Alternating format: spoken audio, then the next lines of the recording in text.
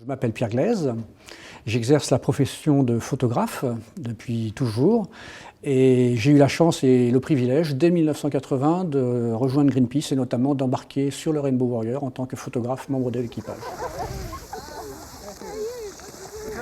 J'ai entendu une émission de radio sur France Inter qui racontait la campagne baleine de Greenpeace en Islande, parce qu'ils étaient partis s'interposer entre les chasseurs et les baleines. Et ça avait duré 1 heure et ça m'avait complètement fasciné.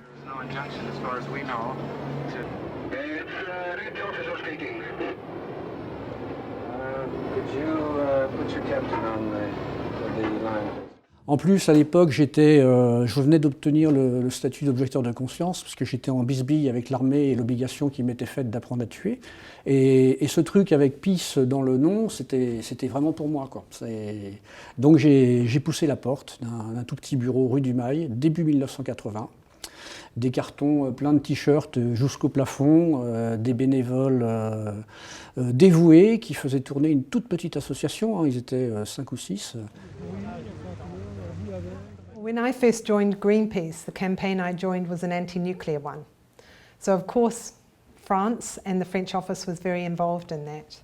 And we were working in the Pacific, so a significant part of that was to protest against the nuclear testing that was happening in French Polynesia.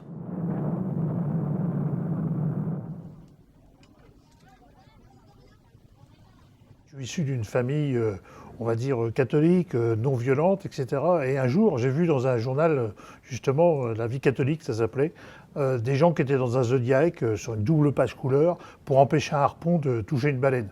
Et j'avais 15 ans et je me suis dit, mais voilà, ça c'est exactement ce que je veux faire, m'interposer physiquement et avoir une action qui pourrait me permettre d'agir.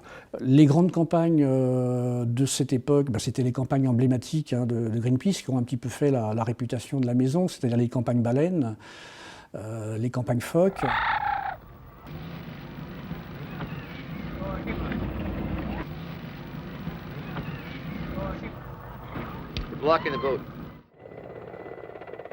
Et j'ai très vite passé aussi beaucoup de temps sur les campagnes nucléaires en France, hein, puisque c'est un pays très important sur cette thématique.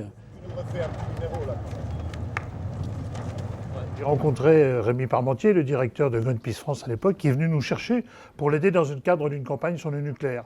Et puis tout naturellement, j'ai adhéré parce que finalement on faisait déjà un peu du Greenpeace sans le savoir. On faisait des actions non violentes de blocage en s'interposant devant des trains, devant des camions. Et donc simplement il me semblait évident que cette organisation était faite pour moi.